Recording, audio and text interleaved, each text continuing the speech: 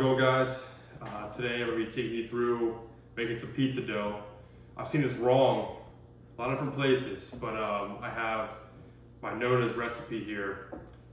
She immigrated from Italy in 1959, worked with many of the big New Jersey and New York gangsters, Al Capone, James Gandolfini, to name a few. First of all, I just want to get some ground stuff set up here, sorry. The basic requirements for making pizza dough. I have a bowl. Make sure you get a big enough bowl. This is 5.20 liters, and this one's pretty good. I'm making 2 servings here to fill all my stuff up, all my Tupperware. So I have measuring glass for water only, really. Olive oil will kind of go by eye. That's what she always did. I have a rubber spatula. This is better than a whisk.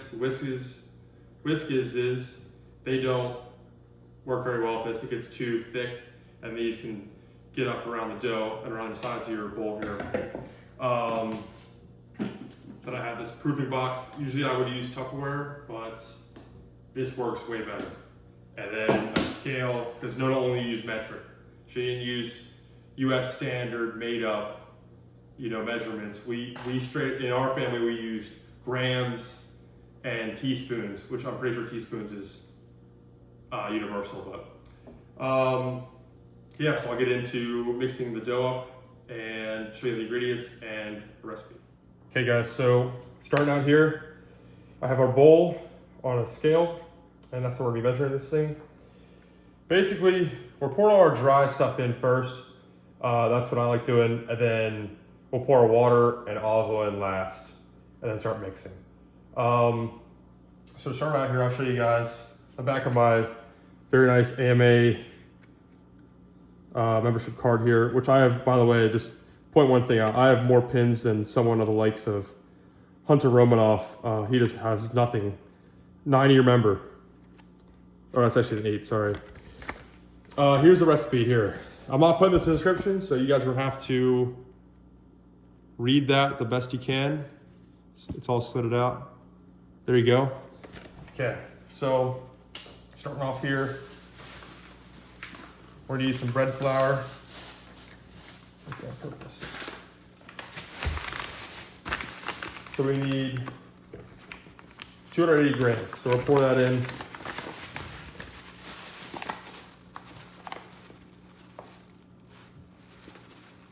And get it as close as you can. You don't have to be perfect. This is, the guys in the shop, they don't make, they don't measure this out. But if you want a good pizza, I'd measure it. So there's our bread flour. All purpose. Shake that out. Zero it out again here, and we'll put in 120 grams of all purpose flour.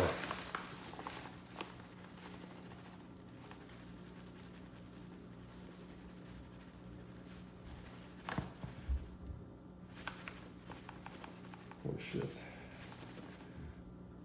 Okay, there you go. A little over. What can you do?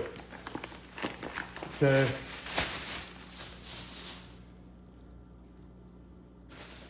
A gram of yeast. This is actually pretty important. So we're not using, this is the yeast I use. We're not using a lot of this stuff. And this will really make the dough, this is what makes the dough rise, obviously. But using a little bit less will make your dough, rise slower. Usually I keep the whole pack of dough in for maybe 2 days in the fridge before I start cutting balls. We'll use a little bit more today just because I like it to rise faster and it gets like gluten better. After we do our stretch and folds, it's gonna look pretty nice. So I'll add this in.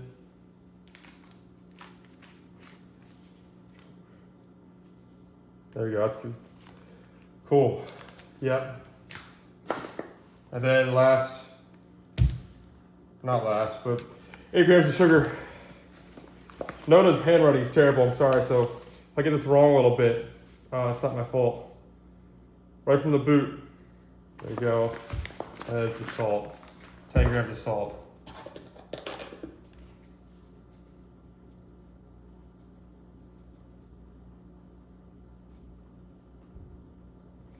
Okay, that's all your dry ingredients there. So we'll take this and stir it up a little bit.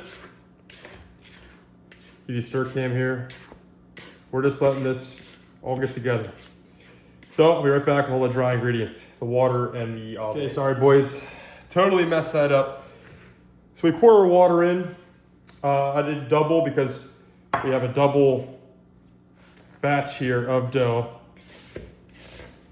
And we always eyeball this, our oil here. So the trick to use here is the second rule. If you can count, that's how many grams you're putting in.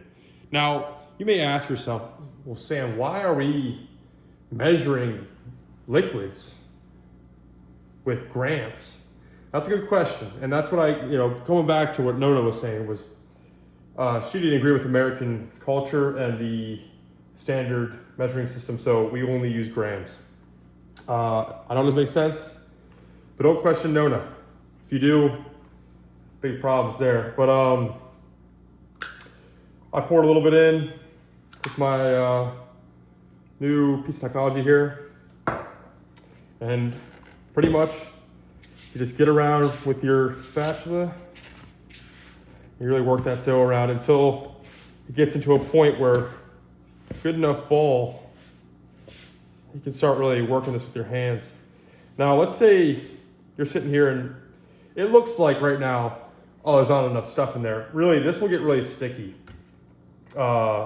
Sticky enough where your whole hands will be covered. So a good trick here is you don't need the sprayer, but if you have a little bit of olive oil, you put on your hands and kind of just rub your hands together, you'll be able to get this dough without having it touched that bad.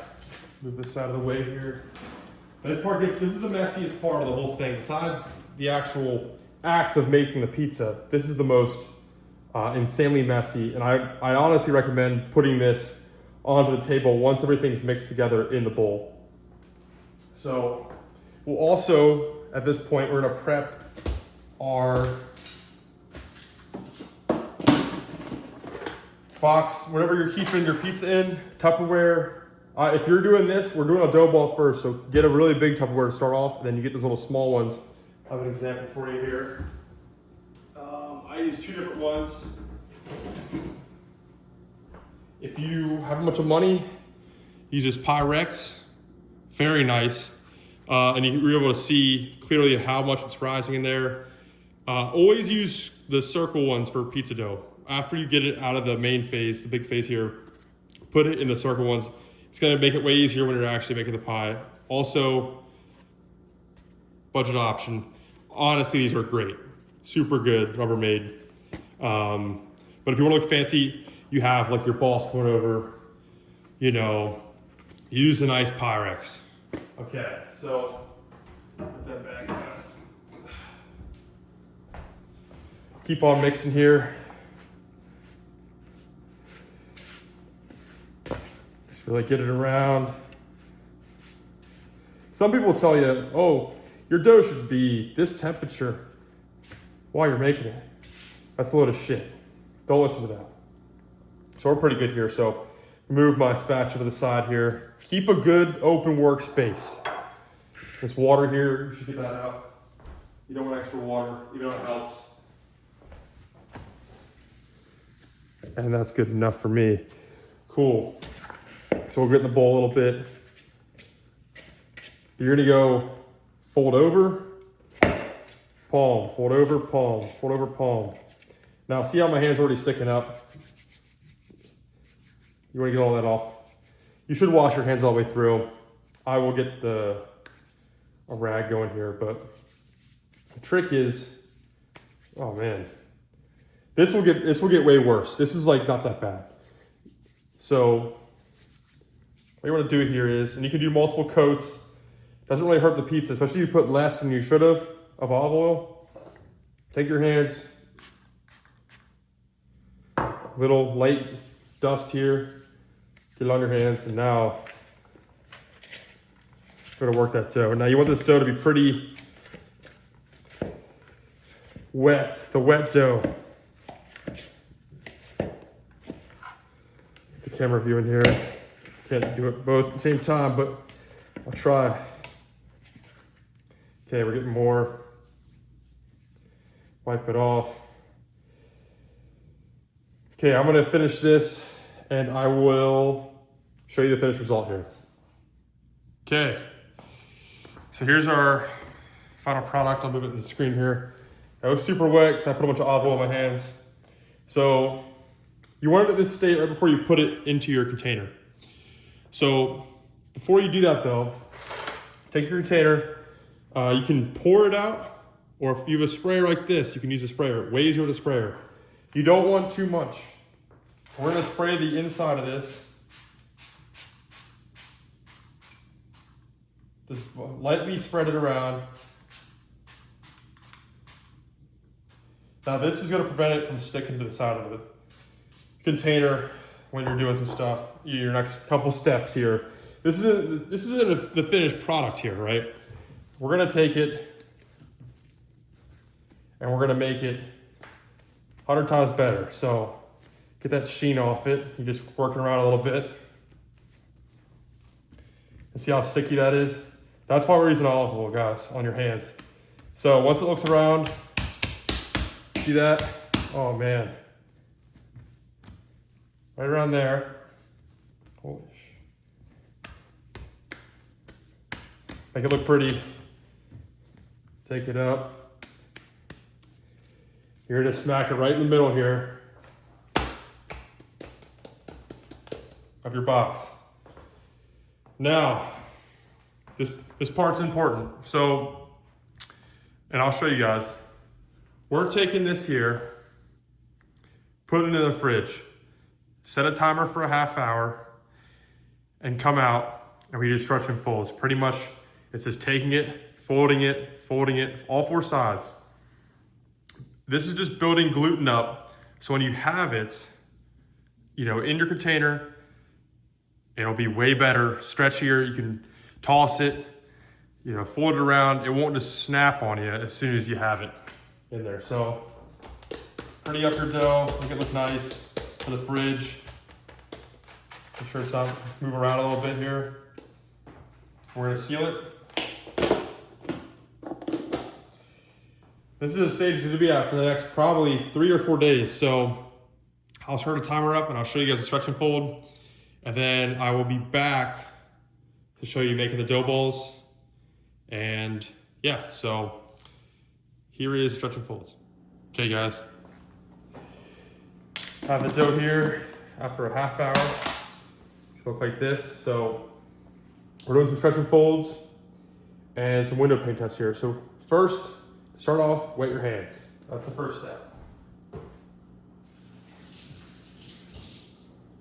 You want wet hands to do this, your hands won't touch and stick to the dough. So window pane test, you take it, you want to stretch it out. Already, I mean, look at that. We're gonna stretch it out. It shouldn't break in the middle. See how I can stretch it way, way out? My middle finger right there, that's pretty good. Either way, we're still doing this stretch and fold. So stretch over one side, rotate.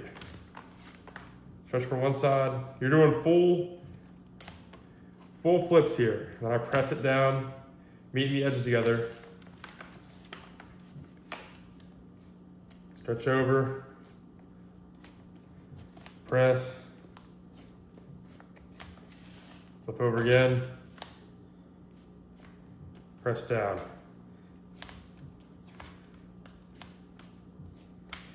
Don't worry if air gets in there a little bit, you can press it out like this. And also, during the ball stage, we will be getting rid of all of that. So after your fourth fold, I always kind of make it look pretty here. You don't have to at all, this does not matter. It's just for personal, looking at it in the fridge purposes. After that, if your window pane failed, you know, if you failed that test and you stretched it out and it ripped, wait another half hour, try it out. If it fails again, 4 more folds.